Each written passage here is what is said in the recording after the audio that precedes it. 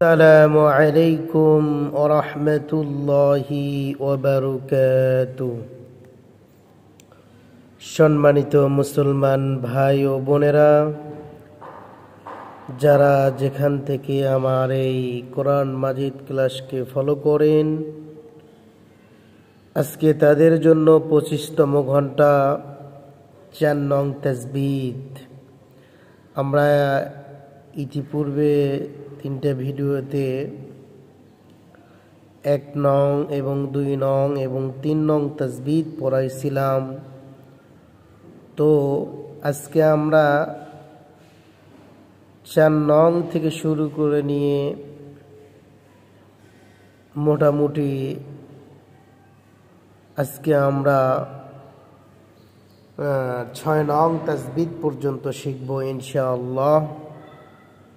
তো আমরা সুন্দর করে এই তাসবিহের কায়দাগুলো বোঝার চেষ্টা করব। এটা বুঝলে কোরআন শরীফ পড়া অতি সহজ হয়ে যাবে। আল্লাহ তাআলা আমাদেরকে সঠিকভাবে পড়ার তৌফিক দান করুক।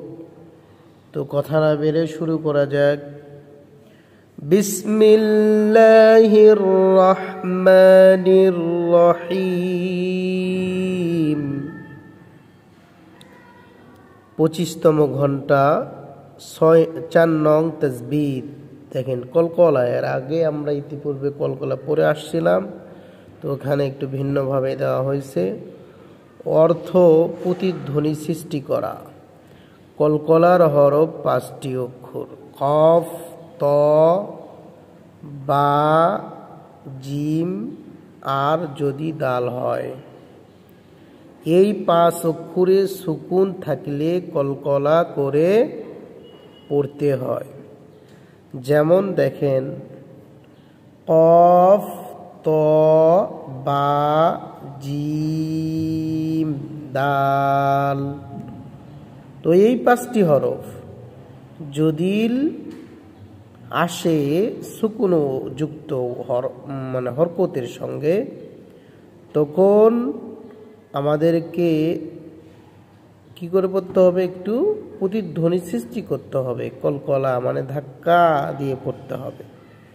যেমন এখানে আমরা শুরু করা যাক।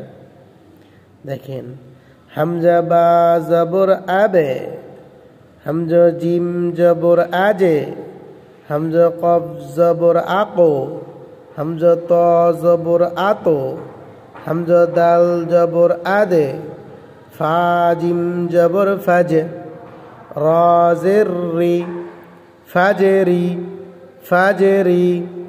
বুঝতে পারছেন? তো এটাই 4 নং তাসবিহ ছিল।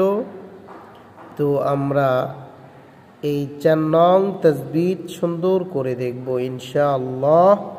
বহু জায়গায় এই কলকলার 5টি হরফ দিয়ে ব্যবহার হয়েছে অনেক শব্দের মধ্যে, কোরআন মাজিদের শব্দের মধ্যে ব্যবহৃত হয়েছে। তো আমরা সুন্দর করে দেখব 4 নং তাসবিহ। আল্লাহ তাআলা আমাদেরকে সঠিকভাবে পড়ার তৌফিক দান করুক।